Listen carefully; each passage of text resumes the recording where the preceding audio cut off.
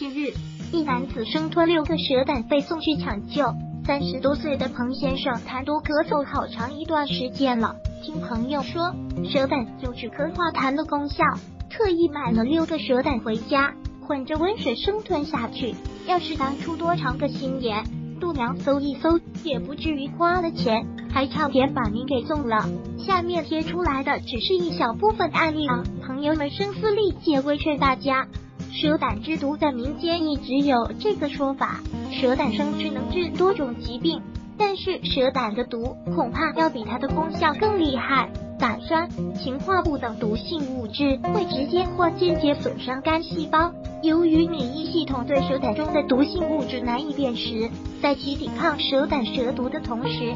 也会杀伤自身的肝细胞，引起自身免疫反应，导致中毒性肝炎。病情较重的短期内即出现肝功能衰竭。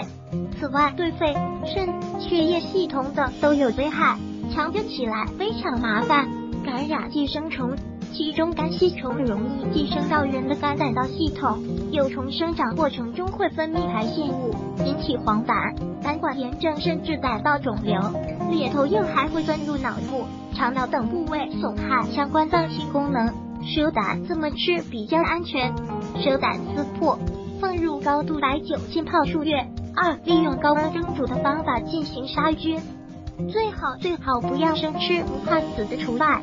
黄疸性肝炎1病因1病毒侵犯2酒精刺激2症状1尿黄如茶，黄疸型肝炎患者都有尿黄的症状2肝区疼痛，肝脏受损肿大引起疼痛，疼痛的位置为右上腹3发热，肝细胞坏死，肝功能障碍，解毒排气功能减低或病毒血症所引起。危害1损害肝脏，肝炎病毒侵犯肝脏，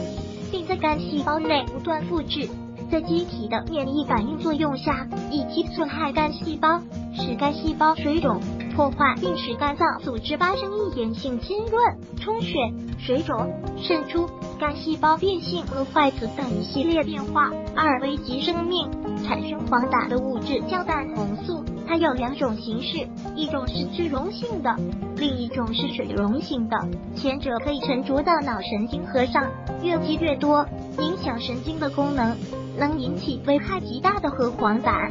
喝黄疸轻者会影响人的大脑，重者当时就会危及生命。水溶性胆红素的毒性虽小，但是能引起这种胆红素升高的肝胆疾病，对人体的危害性超过它本身的毒性。3易引起的并发症，病从口入，不敢不信了吧？千万别再像3岁小孩一样，什么都往嘴里送了，